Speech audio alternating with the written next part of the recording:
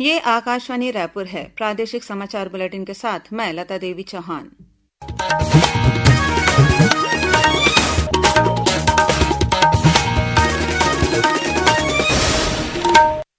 और अब पेश है आज के मुख्य समाचार। छत्तीसगढ़ राज्य स्थापना दिवस पर कल से नवा रायपुर में होगा राज्योत्सव और राज्य अलंकरण समारोह का आयोजन। सुकमा जिले के जगरगुंडा में माओवादी हमले में पुलिस के 2 जवान घायल। बलरामपुर जिले में हुए सड़क हादसे में 8 लोगों की मौत। मुख्यमंत्री ने हादसे पर जताया दुख। और पारंपरिक उल्लास के साथ मनाया जा रहा है भाई दूज का पर्व। प्रदेश के विभिन्न जिलों में आज मातर का त्यौहार भी मनाया जा रहा है। अब समाचार विस्तार से। छत्तीसगढ़ राज्य स्थापना दिवस के अवसर पर कल 4 से 6 नवंबर तक नवा रायपुर अटल नगर में राज्योत्सव और राज्य अलंकरण समारोह का आयोजन किया जाएगा। राज्योत्सव के उद्घाटन कार्यक्रम में मध्यप्रदेश के मुख्यमंत्री डॉक्टर मोहन यादव मुख्य अतिथि के रूप में शामिल होंगे। वहीं 6 नवंबर को समापन समारोह में उपराष्ट्रपति जगदीप धनखड़ शामिल होंगे और राज्य अलंकरण समारोह के तहत विभिन्न क्षेत्रों में उत्कृष्ट कार्य करने वाले लोगों को सम्मानित करेंगे। राज्योत्सव में ख्याति प्राप्त कलाकार रंगारंग सांस्कृतिक कार्यक्रमों की प्रस्तुतियां देंगे। वहीं शासकीय योजनाओं और उपलब्धियों के प्रचार प्रसार के लिए विभिन्न विभागों की प्रदर्शनियां लगाई जाएंगी। राज्योत्सव के पहले दिन कल बॉलीवुड के प्रसिद्ध पार्श्व गायक शान की प्रस्तुति होगी। वहीं रिखी क्षत्रिय की टीम द्वारा 12 लोक नृत्य की झलकियां, महेंद्र चौहान और साथियों द्वारा आदि वृंदम, सुनील सोनी तथा उनकी टीम क्षेत्रीय नृत्य संगीत और विद्या वर्चस्वी द्वारा नाम रामायण की प्रस्तुति दी जाएगी। राज्योत्सव मेला ग्राउंड में कल से आयोजित होने वाले राज्योत्सव और राज्य अलंकरण समारोह में रायपुर से आयोजन स्थल तक आने जाने वाले यात्रियों के लिए BRTS बसों की सुविधा प्रदान की गई है। यह बसें रायपुर से सुबह 11 बजे से रात 9 बजे तक हर आधे घंटे के अंतराल में चलेंगी। कांग्रेस अध्यक्ष दीपक बैज ने आज रायपुर स्थित प्रदेश कांग्रेस कार्यालय राजीव भवन में पत्रकारों से बातचीत करते हुए राज्य में कानून व्यवस्था की बिगड़ती स्थिति को लेकर सरकार पर आरोप लगाया। उन्होंने दीपावली के दौरान रायपुर, दुर्ग और बिलासपुर में 11 लोगों की हत्या और आपराधिक घटनाओं का जिक्र करते हुए पुलिस की कार्यप्रणाली पर सवाल उठाए। बलरामपुर जिले में बीती रात हुए सड़क हादसे में एक नाबालिग सहित 8 लोगों की मौत हो गई है। पेश है हमारे बलरामपुर संवाददाता महफूज आलम की एक रिपोर्ट।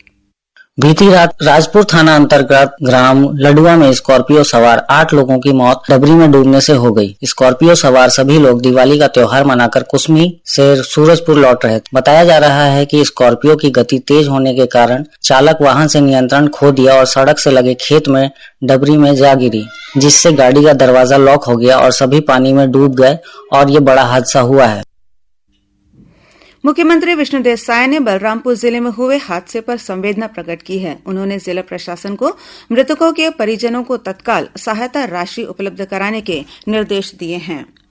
सुकमा जिले के जगरगुंडा साप्ताहिक बाजार में ड्यूटी पर तैनात जवानों पर आज सुबह माओवादियों ने हमला कर दिया और हथियार लूट लिए। इस हमले में 2 जवान घायल हो गए हैं। घायल जवानों में करतम देवा और सोढ़ी कन्ना शामिल हैं। जगरगुंडा साप्ताहिक बाजार की सुरक्षा में लगे जवानों पर नक्सलियों ने हमला कर दिया। 2 जवानों पर नक्सलियों की स्मॉल एक्शन टीम ने हमला किया है। हमले में बुरी तरीके से दोनों ही जवान जख्मी हो गए हैं, जिन्हें बेहतर इलाज के लिए रायपुर रेफर किया गया है। वहीं हमले के दौरान दोनों ही जवानों के हथियार एक SLR और एक AK-47 नक्सली अपने साथ लूट कर ले गए हैं, जबकि हमला करने वाले नक्सलियों की पड़ताल के लिए अलग अलग टीमें जंगल की ओर रवाना की गई है। आकाशवाणी के लिए सुकमा से मैं विष्णु प्रताप सिंह राठौर। प्रादेशिक समाचार आप आकाशवाणी रायपुर से सुन रहे हैं और अब आगे बढ़ते हैं बाकी के समाचारों की ओर। उत्तराखंड में स्थित विश्व प्रसिद्ध 11वें ज्योतिर्लिंग श्री केदारनाथ धाम और यमुनोत्री धाम के कपाट आज भाईदूज के पावन पर्व पर वैदिक मंत्रों के साथ विधि विधान के अनुसार शीतकाल के लिए बंद किए गए। इस मौके पर केदारनाथ में 15,000 से अधिक श्रद्धालु मौजूद थे। इस यात्रा काल में रिकॉर्ड 16.5 लाख से अधिक तीर्थयात्रियों ने केदारनाथ धाम की यात्रा की। आज भाईदूज का पर्व पारंपरिक उल्लास के साथ मनाया जा रहा है। राजधानी रायपुर सहित प्रदेश भर के विभिन्न जिलों में भाईदूज के मौके पर बहनों ने भाइयों के माथे पर तिलक लगाया और उनके उज्जवल भविष्य की कामना की।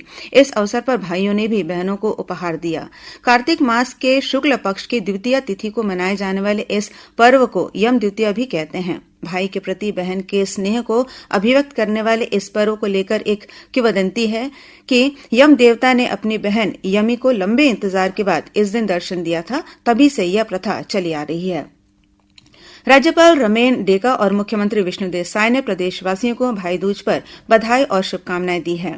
राज्यपाल से आज राजभवन में प्रजापिता ब्रह्मकुमारी ईश्वरीय विश्वविद्यालय की बहनों ने मुलाकात कर उन्हें दीपावली पर्व की शुभकामनाएं दी और भाई दूज का टीका लगाकर उनके स्वस्थ जीवन की कामना की। वहीं प्रदेश के विभिन्न जिलों में आज मातर का त्यौहार भी हर्षोल्लास के साथ मनाया जा रहा है। इस अवसर पर कुछ स्थानों में अखाड़े में साधकों ने आकर्षक करतब भी दिखाए। वहीं ग्रामीणों ने देवी देवताओं की पूजा अर्चना कर सुख समृद्धि की कामना की। गौरतलब है कि आज के दिन राउत समुदाय के लोग मैदान में गायों के झुंड के बीच हैरत अंगेज करतब दिखाते हैं। साथ ही पारंपरिक लोक नृत्य राउत नाचा का भी प्रदर्शन करते हैं। वहीं शाम को मड़ई का आयोजन किया जाता है। रायगढ़ जिले के घरघोड़ा इलाके में पिछले दिनों 3 हाथियों की करंट से हुई मौत के मामले में छत्तीसगढ़ उच्च न्यायालय ने स्वतः संज्ञान में लिया है। मुख्य न्यायाधीश रमेश सिन्हा की डिवीजन बेंच कल 4 नवंबर को इस मामले की सुनवाई करेगी। गौरतलब है कि रायगढ़ के चुहकीमार गांव स्थित वन विभाग की नर्सरी में बिजली के तारों के संपर्क में आने से 3 हाथियों की मौत हो गई थी, जिस पर छत्तीसगढ़ उच्च न्यायालय ने इस घटना पर जनहित याचिका स्वीकार करते हुए स्वतः संज्ञान लिया। जनहित याचिका में राज्य के ऊर्जा सचिव, छत्तीसगढ़ राज्य विद्युत पारेषण कंपनी के प्रबंध निदेशक और प्रधान मुख्य वन संरक्षक को पक्षकार बनाया गया है। बिलासपुर के एनई इंस्टीट्यूट स्थित फुटबॉल ग्राउंड में आज से 13वें अखिल भारतीय रेलवे सुरक्षा बल बैंड प्रतियोगिता शुरू हो गई है। 2 दिवसीय इस प्रतियोगिता का शुभारंभ रेलवे सुरक्षा बल के उप महानिरीक्षक और मुख्य सुरक्षा आयुक्त मुनव्वर खुर्शीद ने किया। इस अवसर पर विभिन्न रेलवे जोन के 239 प्रतिभागियों ने परेड की प्रस्तुति दी। यह प्रतियोगिता कल संपन्न होगी। इसमें चयनित टीम 16 नवंबर से नागालैंड के दीमापुर में आयोजित होने वाले ऑल इंडिया पुलिस बैंड प्रतियोगिता में भाग लेगी। भारतीय रिजर्व बैंक आरबीआई इस वर्ष अपनी 90वीं वर्षगांठ मना रहा है।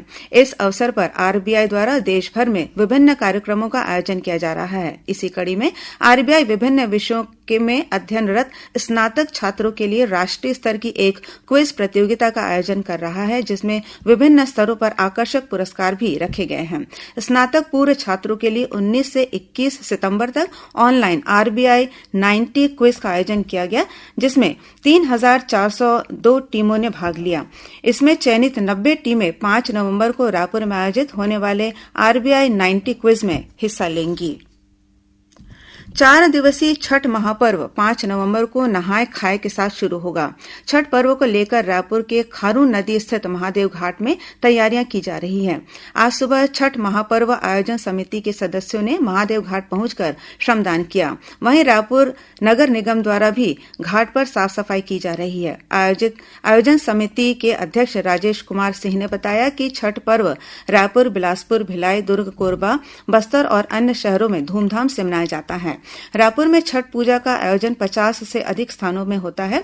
छठ पर्व के तीसरे दिन 7 नवंबर को अंतर्राष्ट्रीय लोक गायिका कल्पना पटवारी, गायत्री यादव, परिणीता राव पटनायक और छत्तीसगढ़ी लोक गायक दुकालू यादव महादेव घाट स्थित आयोजन स्थल पर अपनी प्रस्तुति देंगे। और अब कुछ समाचार संक्षेप में। मुख्यमंत्री विष्णुदेव साय की अध्यक्षता में 8 नवंबर को जगदलपुर में होने वाली बस्तर आदिवासी विकास प्राधिकरण की बैठक अपरिहार्य कारणों से स्थगित कर दी गई है। रायपुर नगर दक्षिण विधानसभा उपचुनाव में ईवीएम मशीनों की कमीशनिंग का कार्य 5 नवंबर को सेजबहार स्थित शासकीय इंजीनियरिंग महाविद्यालय में किया जाएगा। रायपुर के वरिष्ठ पुलिस अधीक्षक संतोष सिंह ने तिल्दा नेवरा के थाना प्रभारी अविनाश सिंह को लापरवाही और अनियमितता की शिकायत पर लाइन अटैच कर दिया है। उनके स्थान पर सत्येंद्र श्याम को तिल्दा नेवरा का नया थाना प्रभारी बनाया गया है। जशपुर जिले के कलेक्टर रोहित व्यास ने स्वास्थ्य सुविधाओं की लापरवाही बरतने के मामले में दोकड़ा के चिकित्सा अधिकारी अनिल कुमार भगत को निलंबित करने के निर्देश दिए हैं।